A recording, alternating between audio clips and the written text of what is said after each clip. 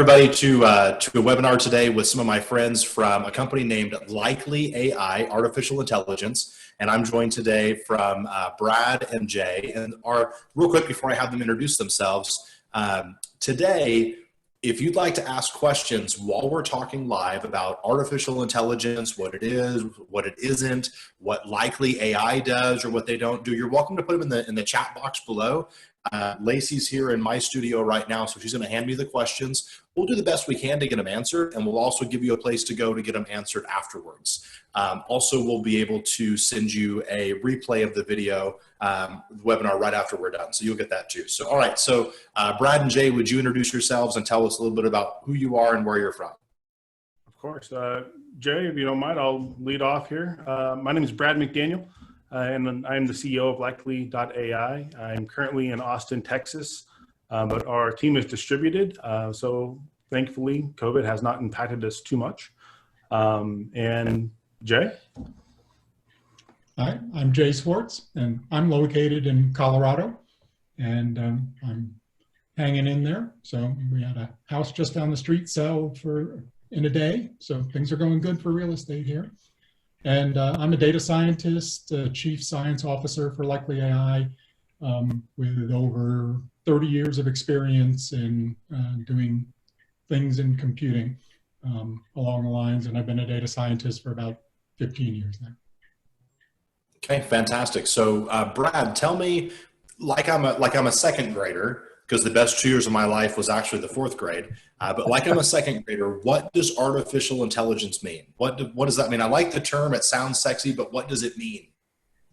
It's really an umbrella term that encompasses all those other terms you might have heard, like machine learning or deep learning or various other things. They're all kind of interchangeable underneath this umbrella of AI or artificial intelligence. And what it does, Jay can go into much more detail, but in essence, it takes all of that data that's in the world today and makes sense and actionable things out of it. And it's really the questions that you ask, how you train it is what you get out of it. Okay, now 10 years ago, realtors really weren't using the term artificial intelligence or AI. I mean, they'd be very, very forward thinking if they were saying it 8 or 10 years ago. In the last 3 years, it's been more and more and more common, artificial intelligence, AI, and even me included.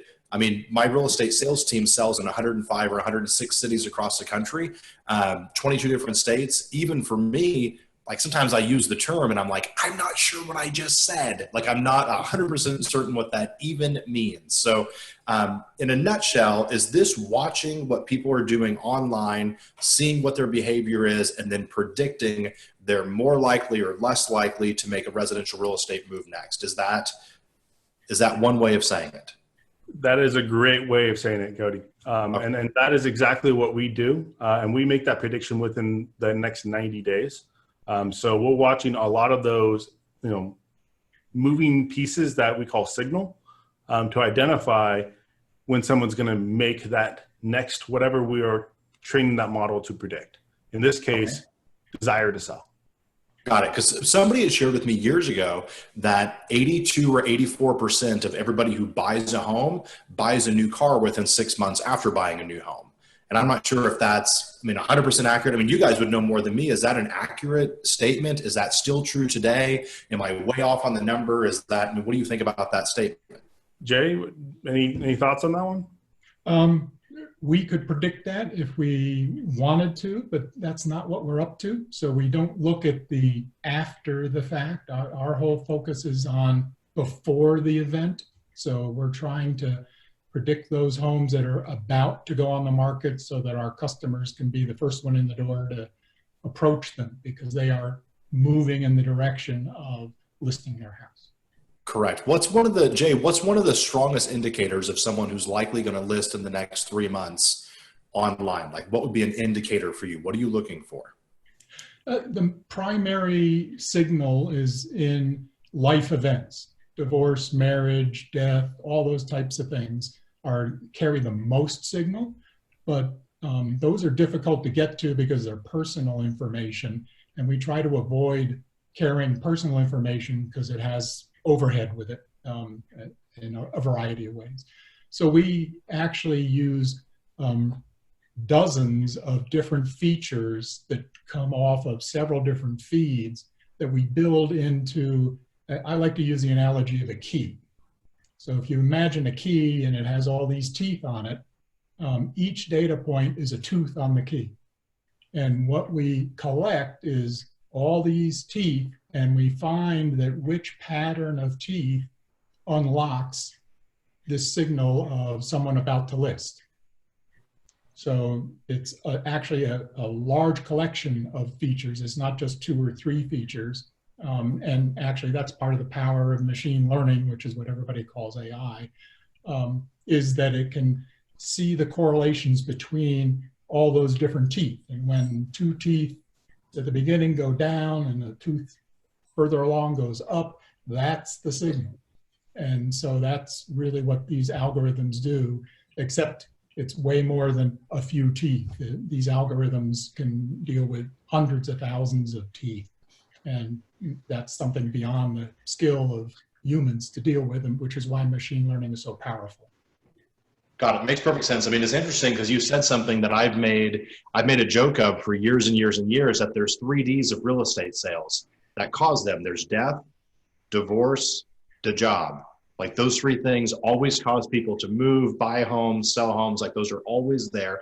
If I'm a real estate agent, Brad, if I'm an agent and I don't want to buy data, I don't want to buy data from somewhere, is there 1 or 2 things that I could look for on my own that I don't have to spend money on that would help predict that analytic? Like what would be 1 or 2 things I could watch without spending a dime?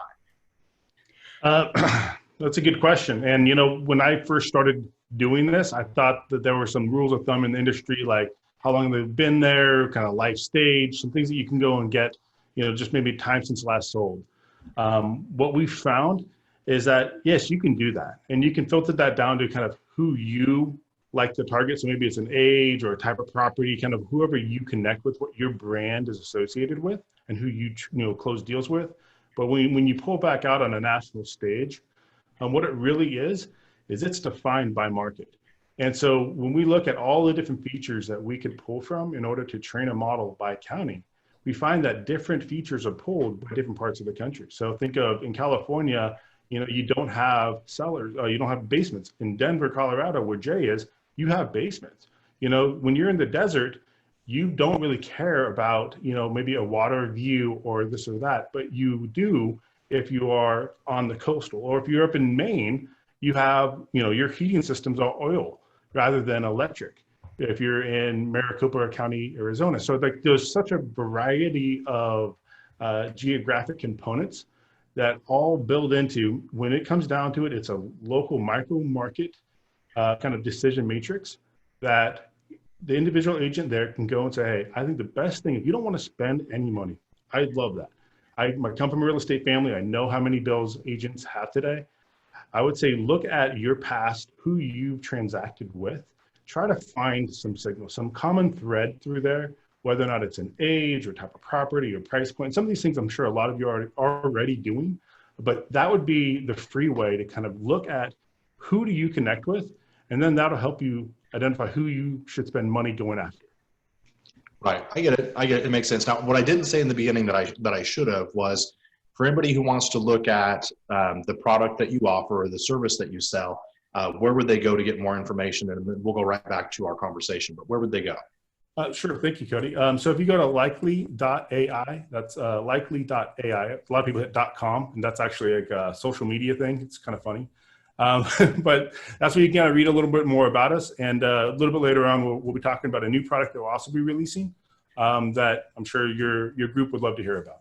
Okay, fantastic. Now, tell me what's the smartest question that a realtor could ask when it comes to artificial intelligence? The smartest question that a realtor could ask, the ones that I've gotten that have always stumped me are people that really know data. They start talking about details about timelines and how fresh data is. I think that's one of the biggest components that we just all assume that data is organized and is delivered on time. But in reality, it's slow, it's very dirty. It's coming from 3,142 different municipalities. So it's all over the place, and there is really no one single truth. So people and when the agent asks about artificial intelligence, they should do two things. Ask, how timely is the data and the source of the data? Kind of those go together. And the second piece would be, what is your single factor of focus when you're looking at artificial intelligence? And what that means, a single factor of focus is, are you looking at precision, Cody, what we would call accuracy? I'm going to give you 100 of these. How many of them are true, are good? And then recall, it's the second piece, which is, hey, there was 1,000 transactions. How many did you predict correctly? Share of market, right? And so usually when I talk to people and we've tried other services or this, that, I said, well, what was their precision or what was their recall? And they're like, man, you know what? They never gave me a straight answer on those things. And that was one of the things that kind of started to bug me, is that when I got a patent for this back in 2013, I watched the industry continue to mature out this kind of phase one of artificial intelligence in real estate. And I wanted this tool to kind of grow, but I saw I've got two questions. I don't mean to interrupt, but I got two questions I want to ask you before I forget. The first one, and I know you come from a real estate background, so like you get it. You get what it's like to live in a home that sells homes for a living. Mm-hmm. At what point in my real estate career should I go, hey, I should incorporate or use artificial intelligence? Like at what point is there a trigger that you go, you know what? This realtor should probably start using AI somewhere in their business? That's an excellent question. I think it's really simple. I was talking to someone back in New York, and they advised me that when someone hits 24 deals in a year, that's when they become a true professional. Like that's when they're really working it. They're in their market. That's when they're looking for those tools to grow. And a lot of times they hit that wall where, man, do I join a team? Can I do it by myself? And so it's really that point when they're looking for force multipliers. And I would say, look at artificial intelligence as a force multiplier, allowing you to do more with the resources that you already have. And as you're successful, the one thing you do have more of is a little bit more capital. So invest that capital wisely into systems that allow you to sell even more without having to bring the overhead on of maybe multiple teammates, maybe just an admin or just a marketing admin. So sure. That's kind of that point. Okay, great answer. My second question is AI more predictable and more accurate on the seller side or the buyer side of our business? I would say that on the buyer side. And Jay, if you have any comments, please. I do not want to talk over you because Jay is the smartest person in this room. There's two sales guys and one data scientist. So from the data scientist, like is AI more predictable or more accurate on I'm going to sell my home or I'm going to buy a home? Which one's easier to predict? They're equally challenging in different ways and means. And really what it comes down to is, what is the AI you're using been taught? So part of what goes into machine learning solutions, AI, is the training data. So whatever you train it with is whatever yields your good results. So if you aim it at one side or the other, you can make it perform on either side once you get the right data. Does your company do both or just one? I'll defer to Brad on that. Well, if you do one correctly, you can get both. And I believe that portals have done a fantastic job. They own the buyer market. It's real estate porn, click on all the good pictures, like you love it. But just to make sure that I'm clear, when you say the portals, do you mean like shop for homes online and see all the homes available in your market? Like, is that what you mean by portal? Yeah. Yes, okay. Cody. Or even the agent's website, wherever they can see the big, beautiful pictures. Yep. Which is all just data feeds. All just data feeds from the MLSs. Yep. Shop all homes, see all the pictures. Okay, so what you're saying though, you said something that's really smart. You said if you get one, you can get the other. So tell me what you mean by that. What I mean by that is when you get the listing, you then own the digital real estate space for branding for free. You don't have to buy the advertising space. Yet getting the listing is also the hardest thing to do because there is no way to do it accurately through a PPC or through, a portal play, Zillow, Realtor, you name it. So that's why we focused on the listing side, looking at it as the cornerstone to the arch. Once you capture that, it leads to all other things of the buyer journey, of the seller journey who becomes a buyer. Got it. I get that. Yep. Get one, get the other. So that's no different. That's no different than how we looked at real estate 15 years ago or 20 years ago. Of the seller is still the twofer because the seller is selling and buying. The buyer's a one-fer, which is I'm buying. They might be selling, but they're probably just buying, or they might know someone. So yes, so more likely than not, you're going to get two sides. But you had mentioned something I want to circle back to. You had said something about accuracy. Do you know the accuracy of what your company provides? Likely, like what's the likelihood or what's the accuracy? And then you mentioned something about going back and basically proving what you said was going to happen actually happened. And you called that was that return? So recall. So our Okay. single factor of focus is precision, which is that accuracy piece, right? And what we gauge ourselves on is precision, and then how that translates to better than random. So precision is, 1 out of every 10 of our predictions on average nationally are true within or list within the first 90 days. Now that prediction continues to mature out, and we see it even out to 180 days, going out to 1 in 4 or even less than that. So it's a highly packed group of people that are going to take an action. In this case, So 1 in 10 in 90 days and 1 in 4 in 6 months. Yeah, okay. Exactly. And then when you look at recall, that's what we've seen other people initially do in the industry is they focus on recall. Why? Because recall means, hey, if you have like an 80 or 90% recall, it means that you got 80% of all listings. Well, in the e-commerce world, that's what you want because email is free almost. So, email everybody and that's 80% of the gig. In real estate, there's actually a high cost per contact. And so when you talk to someone and they go, oh yeah, we get 80 or 90%, heck, we got that model. We just don't sell it because we don't think it's viable, right? Because if you're going to send out postcards to, 60% of the area, why even buy the service? Just, mail to your neighborhoods. That'd be just as effective. Yeah, it's worse than random. And so ours is about anywhere from 5 to 8 to 1,000+% better than random, depending on the market and time of year. But that's what we're able to deliver is if you want a higher return on whatever medium you choose to use, like that is our goal, rather than trying to sell you a market automation platform. Yeah, I got it. Jay, are there certain cities or states that it is just harder to predict in?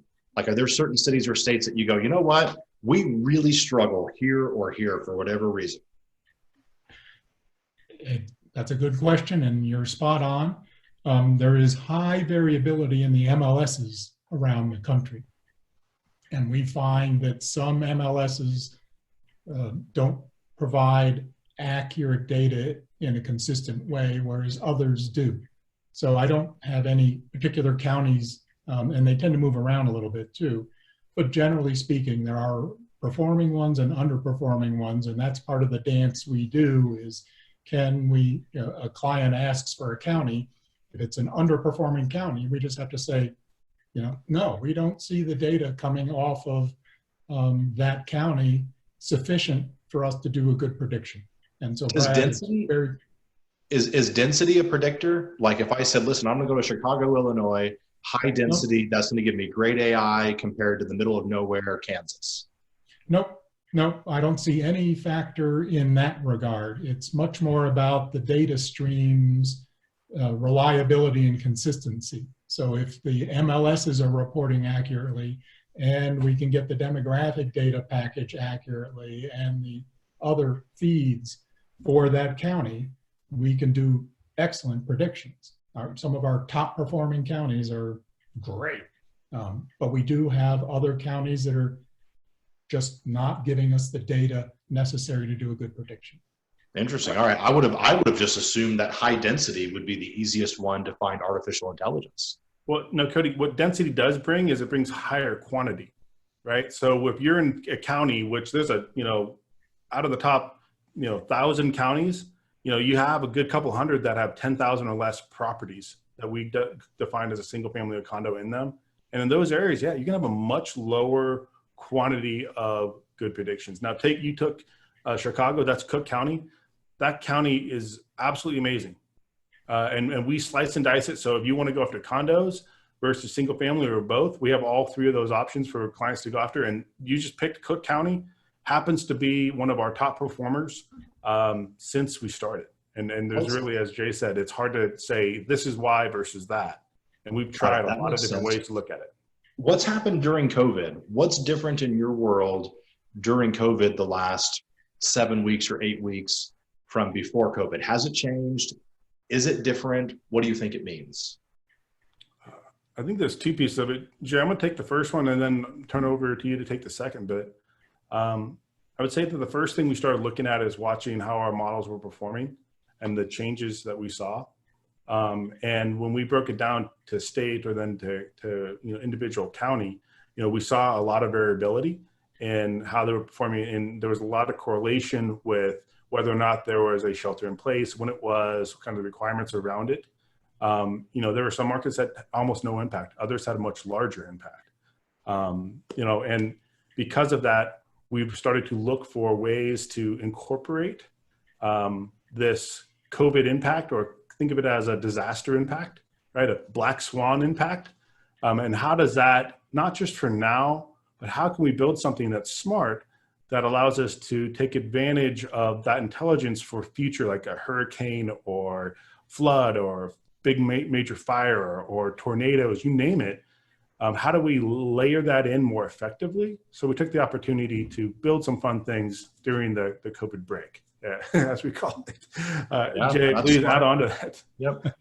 Is there more activity or less activity that you're finding analytics around since shelter in place or since COVID? Less. Yeah. So it's less. It's harder for you to make predictions today than before COVID. Is that another way of saying it? No, it's actually just the quantity of our true predictions are tracking very closely to the quantity of new MLS listings.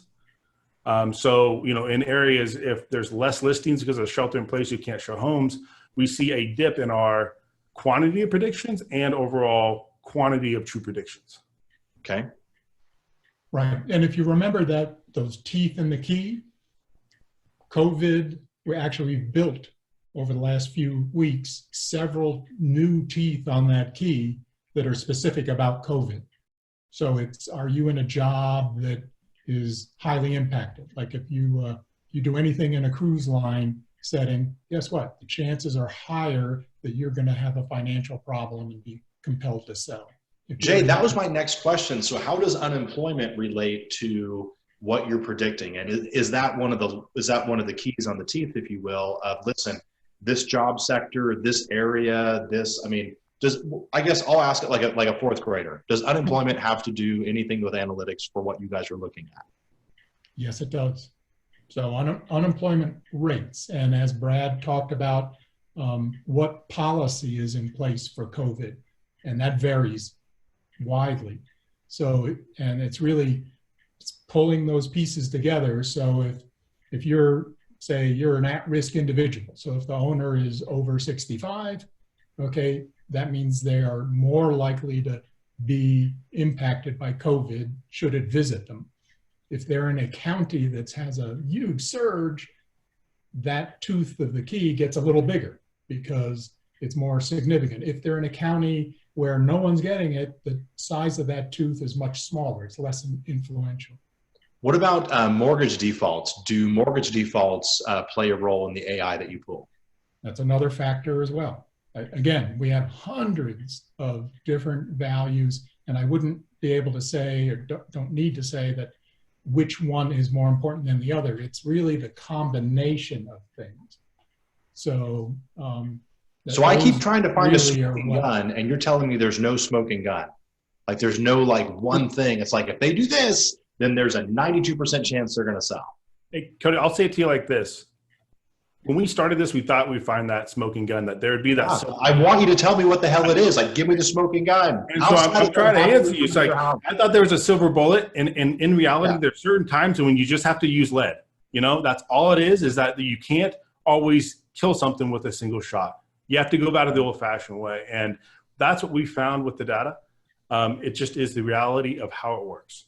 Yeah, well, and that's the key, is the variability. So it depends on a combination of things. If you have $1 million in the bank and lose your job, you're not going to bother to sell your house. If you have $10 in the bank and lose your job, you're going to sell your house. it's those kinds of comparisons that machine learning can find. And those are obvious ones, but there's much more subtle ones where it depends on where you are. Can you pull, or do you have any eyeballs into generic net worth? Yes. And household income and individual income.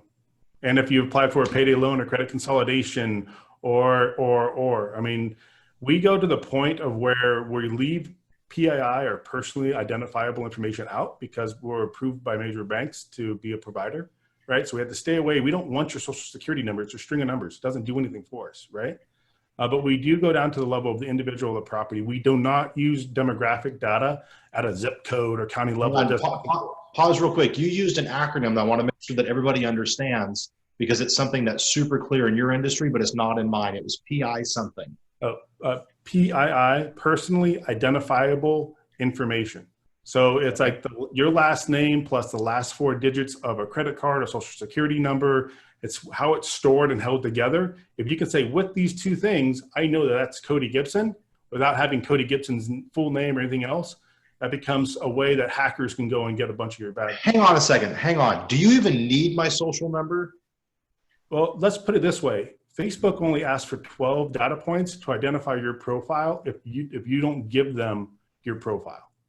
So there's plenty of ways trying to triangulate who you are through data that's out there.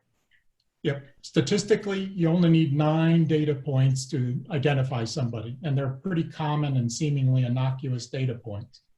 What should I be worried about, Jay? Like, now I'm just going to go hard left turn because now I'm scared a little bit. What should I be worried about? Like, what's the most? I'm like, I wouldn't worry about anything. I had to send my social the other day, and I was like, whoa, hang on a second. Like, what should I be worried about?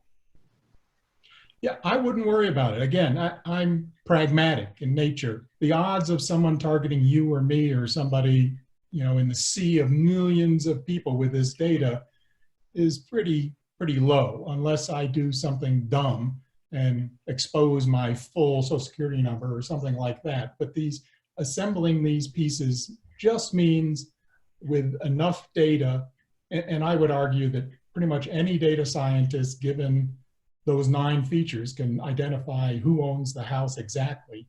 But as Brad was saying, we don't want that. We don't even want to go there because that crosses a line that causes all sorts of other issues. So we purposely avoid getting into that box if we can. So, but now, in general, I wouldn't worry a whole lot about it because part of what's happening is, whether people realize it or not, every one of us is using a ton of AI every day. Anytime you open your mailbox, and if you go back 15 years, remember all the princes from Nigeria that would show up in your mailbox and things like that. That's all gone. That's AI. And isn't it much nicer to go to Amazon and have it show you the things you care about and not show you all sorts of crap that you don't really want to see? That's AI. So on balance, I would say AI is a vastly improving technology. It can be used for bad purposes, and it's like anything else. You can use good stuff for bad things, but fortunately, the vast majority of people use this stuff for good things. So somebody mentioned on another webinar that I was doing, they made the comment. They said, I mean, number one, nobody knows how much COVID will or won't affect local real estate markets. Nobody knows how much or it will affect real estate pricing. So anybody who's running around out there saying, I know this, is guessing or is a liar. Like, nobody knows, right? We're going to all know in a year or two. But I will ask this question because I thought it was a smart point. They said, Cody, one of the things that's interesting is that in 2008, there wasn't a whole lot of equity in homes. But today, there's a whole lot of equity in homes. So when it comes to AI, do you look at, and is that one of the data points, is home equity a big piece that you pull? Absolutely. It's one of the teeth on the key. It's not the sole thing. That's not the only determinant. Life events are much more important than financial standing. But can you see loan forbearances? So servicers see loan forbearance. That's not public. So if you're working with a large corporation that services, then you'd be able to access that type of data. Otherwise, there's no way to get that legally. So you'd be buying that with Bitcoin, some crazy place. So who knows how good it is? We stay far away from anything like that. Everything's above board. So something that you said, wanted to just comment on about how, you know, there are things that happen before and after that are indicative of someone taking another action, like selling their home. You know, kind of just some fun facts for everyone. We know that if your credit card bill, your fast food bill goes up 3x over a 2-month period, you're selling your home. Why? Because you don't want to cook in your kitchen anymore, right? What? Are you kidding? Stop it. Are you kidding me right now? No, these are all well-documented things. It's the same way how during major presidential runs, you know, if you go to Safeway or whatever and always use a little coupon code, they're tracking what you're buying. And so they know that if you buy steak and wine versus peanut butter and beer, you know, target these for Democrats, these for Republicans. Like they make those inferences, and it's like the second order, right? It's second order effect. It's like Google bought Fitbit, not because they really want to get in the health industry. It's because they know that if they track your gait correctly, that you're going to need a hip replacement in the future, and they can sell that to a doctor. So you have to be thinking about not the individual, but the next level down. Yeah, the key is, and the concept here in the data science space is reflective information. So you don't have the data that they're going into forbearance or something like that, but you have other factors. Their interest rate is this, they're behind on a payment, or they're, you know, a variety of other data that put together reflects that they're heading there.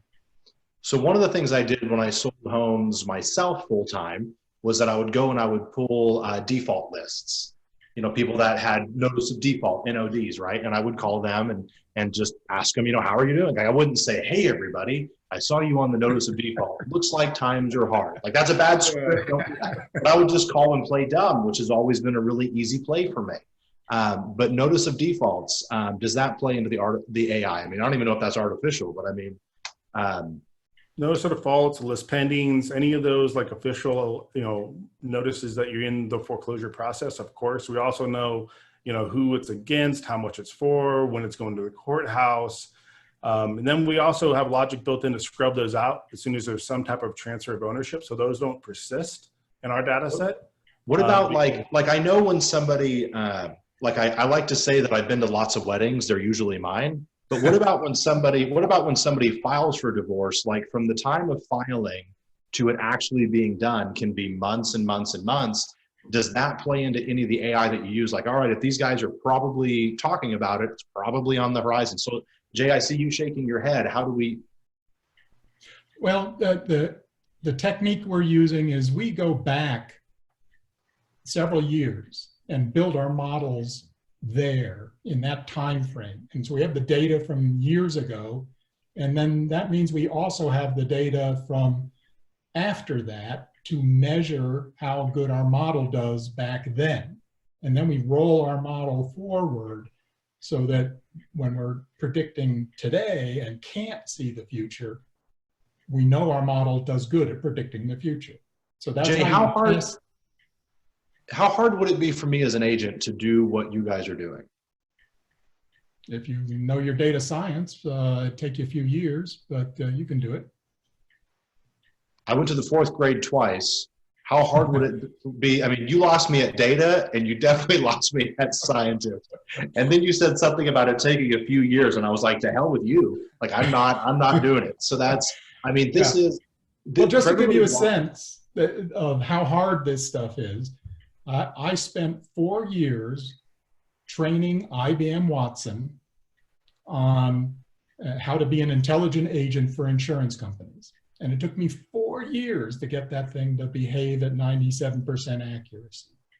I started at 3% accuracy. So part of what we are doing is we're several years down the road of having thought through this problem and dealing with it.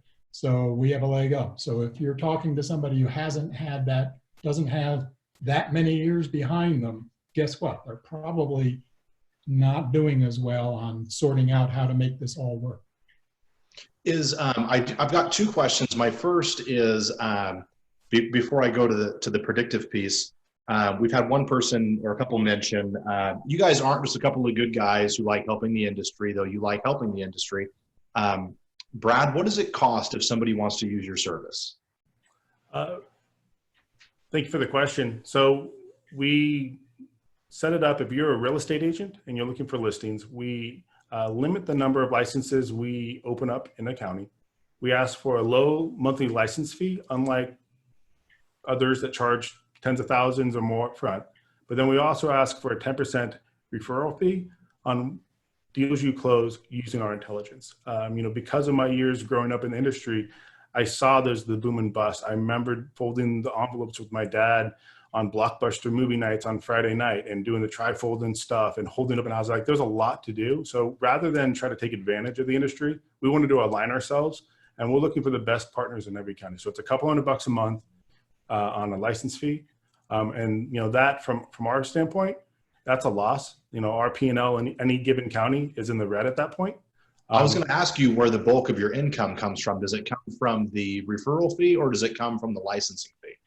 The referral fee is where that's the bulk. It's a long tail, but it's a fat long tail if you have the right clientele. And so rather than trying to sign up everybody, we look for high performing teams that have the infrastructure, and they're just looking for better ways to apply that infrastructure locally in that brand. So we partner with you, say, hey, we've done the predictions, help us turn these into commissions and give us a 10% referral fee on it. Got it. So I mean, as a real estate agent, like I've done this my entire adult life. I'm real good. Like I can justify anything based on, I'm going to pay this out if it works.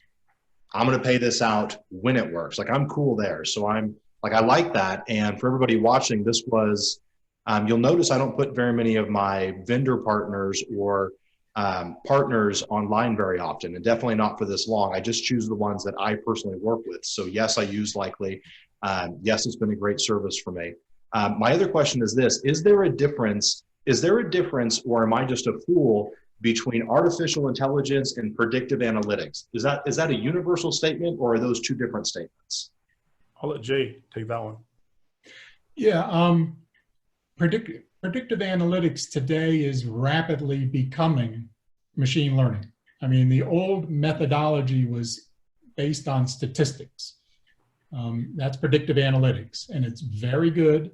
A surprising number of problems can be solved with a simple logistic regression model. And so it's dominated. With the advent of machine learning, think of that, the old models would have maybe 4 or 5 or maybe up to 30 teeth in the key to do its statistical thing. With machine learning gives you hundreds, if not thousands or even more, if you design neural net systems, which is on our horizon. We're going to move to neural net systems as soon as we have enough information built up in our war chest. We're at 7.5 gigabytes of information, which is about what you need to drive one of these big neural network models. So we're right on the edge of starting to move in that direction. We're using a middle ground modeling that is performing pretty well. All right, interesting. So I know we only have about 5 or 6 minutes left. Brad, do you have any numbers or analytics or stories about XYZ agent who started using your service and sold 22 more homes that year, or 9 more listings, or like, I'm always that guy. It's like, I mean, talking to you guys is almost like reading a Malcolm Gladwell book where I'm like, dude, I trust you. Like, I got it. Like, you gave me 200 pages of statistics and all I needed was for you to say it works. And I'm like, cool, I'm in. So tell me about that. Do you have anybody that you've worked with that you're like, hey, their business did this or this or this? Yeah. So when you and I met, when I met Cody, for everyone else here, was when we got asked to pitch in Las Vegas at the Future Conference. We went on to win the artificial intelligence category, voted by 60,000 or some large number in the audience. Yes. From that, we brought on a huge cohort of fantastic clients. And so they were on for about a month and a half until COVID started to take effect. And so during that time, we started getting a ton of great testimonials. Like, we have a client in Boston who sent out 200 hand-addressed envelopes like this. You know, they're hand addressed. I had to actually call the CEO to make sure that for 99 cents, I'm like, there's no way you're actually hand addressing these. As long as it's not like, you know, Right. child Malaysian slave labor, I'm all addressed. Anyways, she got over a 10% response rate in the first 2 weeks. She got her first listing. She had 13 other CMAs. She was just called me and said, hey, I don't know what you did, but I had to stop other things. Like my team couldn't even like handle the inbound from what you did. We have a client in Santa Barbara, California, who they were bringing on an ISA, inside sales agent, kind of training them how to call out. And on that first training call, they got their first listing appointment. And he said to me, he's like, dude, this used to be a lot harder. What do you guys do? I would say that on a whole, there's no magic to how you get in touch with these people, or not how you get in touch, but like the message that you bring. It's who you bring it to and when you bring it to them. So Brad, I do want to ask this. So like if I sign up for your service and you hand me a bunch of data and you say, hey, these addresses, these names, what do I see? Do I see addresses? Do I see names? Do I see phone numbers? Like, what do I see if you say these are more likely than not? Yes, so we deliver a lot more than a name and an address, maybe an email address. We have well over 126 million landlines, 49 million cells, 58 million emails. We have a ton of information on contact-wise. So what we do is we give you over 128 data points on every property. Now that's a lot of data when you kind of take a step back. It's going to be a very wide sheet. So it seems like almost too much when you say that. I'm like, oh my God, what do you do? What do I do? So that's my second question is, if I have your service, do you say, here's the stuff, or do you also say, here's what we suggest you do with the stuff? Great question. So two things is first, in May, we're launching our intelligence as a service portal. So now our clients, rather than getting this large file and having to spend time on it, they're going to be able to log in and say, these are the counties that I want to start a campaign with, and I want a Facebook campaign or a calling campaign. And we've predefined schemas, a set of fields that export. So you don't have to do any work. All the phone numbers are there if you're going to load it into a XXX or a Mojo. It's all the emails are there if you're going to put it into whatever email system you're using. So we've taken a lot of that friction out of leveraging the intelligence away.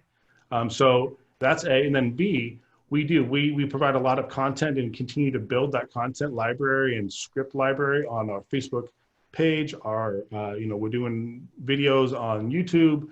We have people that are writing things, and we're starting to put out some ebooks here coming shortly. So yes, part of what our business is, because we want to align ourselves, is pass on best practices, things learned from other clients that are using something that's unique, that actually is a very small set of the market. So when I sign up for the service, do I commit to a certain number of months or a certain number of quarters, or how does that work? Like, what's my commitment level? Yeah, that's perfect.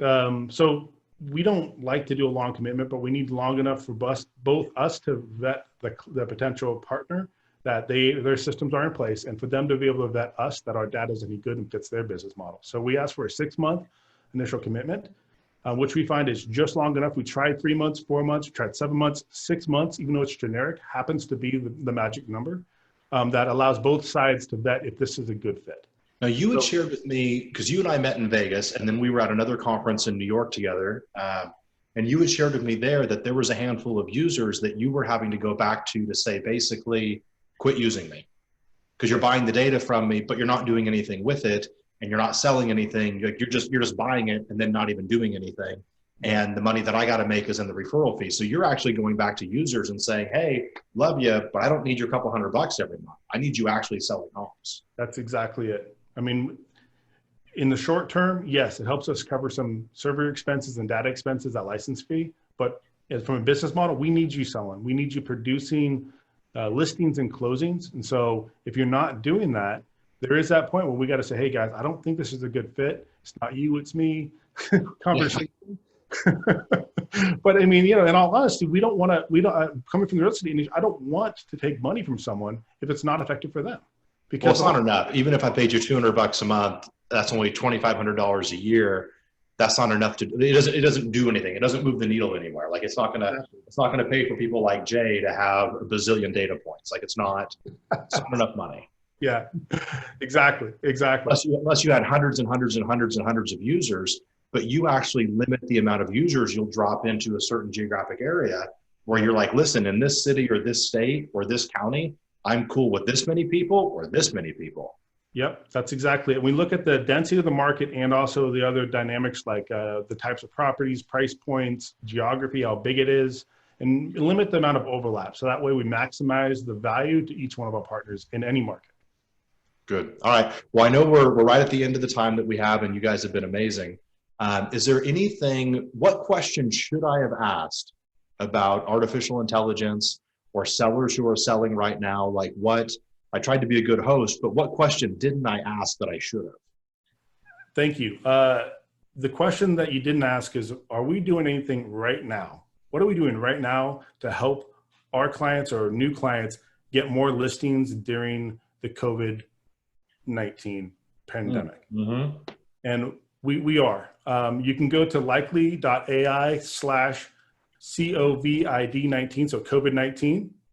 And what you'll find there is something that we're launching today. So Cody, we didn't talk before, but we wanted to kind of do it with you, is that what this is we've taken all of these engineered features that we've been developing around COVID and said, wait a second, there's a product here for people that want to connect directly with individual properties that are being impacted both from a financial standpoint or from a medical standpoint by COVID-19.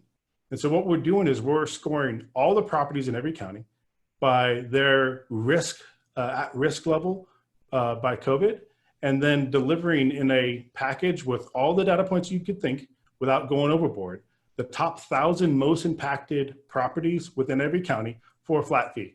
We're not asking for anything on the back end. We're just saying, hey, we built this amazing asset.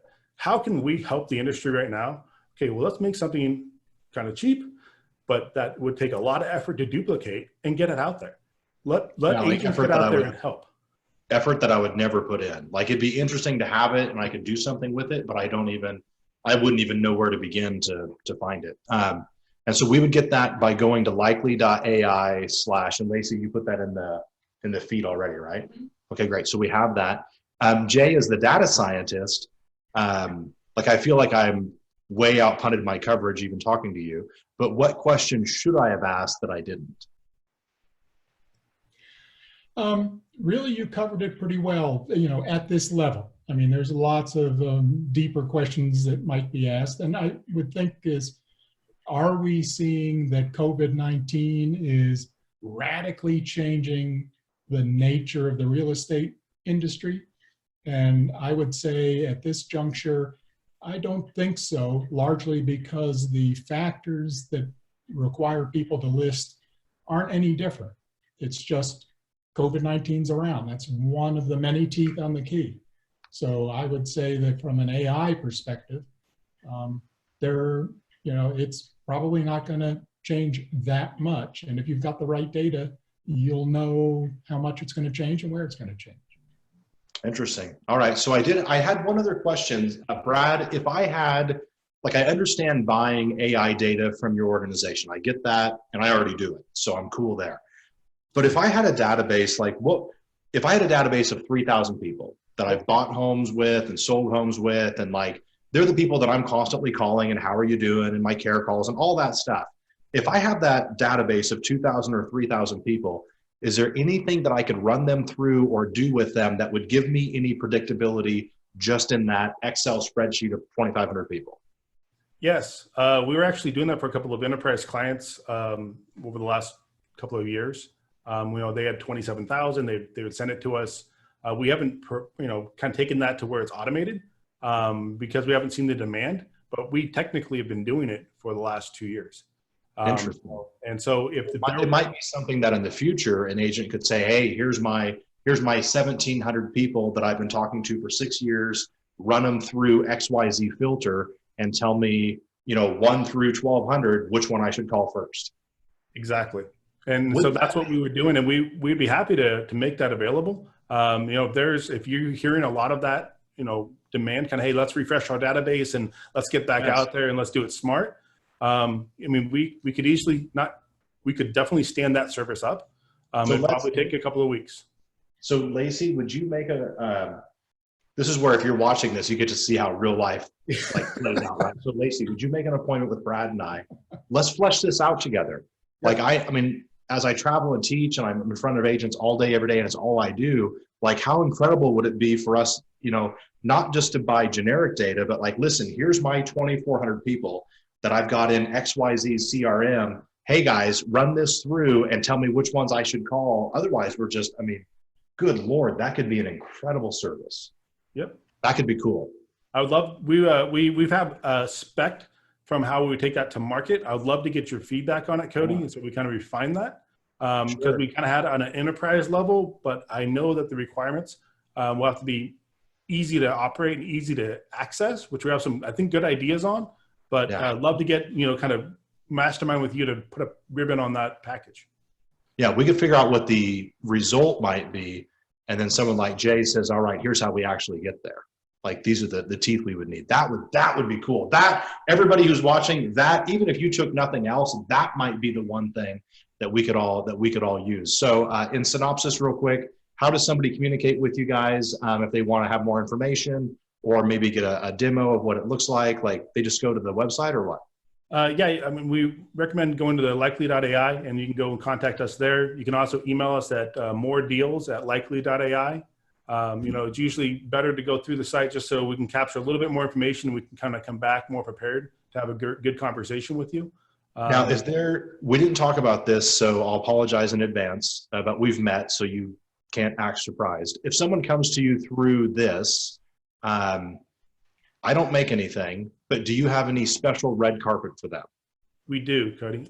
So we've been through this before at New York. I'm prepared this time. Right, yeah. I asked you in front of everybody then, and you're like, yeah, we can do that. And so afterwards and said, you can't ask them that. And I said, well, I did. So what we have is on the LIKELY.AI /COVID-19. If you enter a discount code of Gibson, you get 25% off your order. Ah, fantastic. Thank you. Now, by the way, just to keep everything completely above board and honest, if they get a 25% discount, everyone who's watching, I don't get a penny of that. That doesn't come to me. There's no deal for any type of reciprocal thing. It's purely because, you know, we work with Cody and we appreciate his business and giving us a platform to come and talk. And so we offer that as the people that follow Cody are high quality, are the type of clients we want. So it's an easy business decision to make. No, thank you guys. All right. So LIKELY.AI, that's the easiest place to communicate. Hope you guys are safe and enjoying all that social distancing is providing. Thank you. Likewise, Cody. And thank you to everyone for listening to us. We look forward to having conversations with all of you. Awesome. And Brad and Jay, let's get this conversation. Like Lacey will hit you guys both up for a calendar invite, but let's flesh this out. I mean, it could go nowhere, but that could be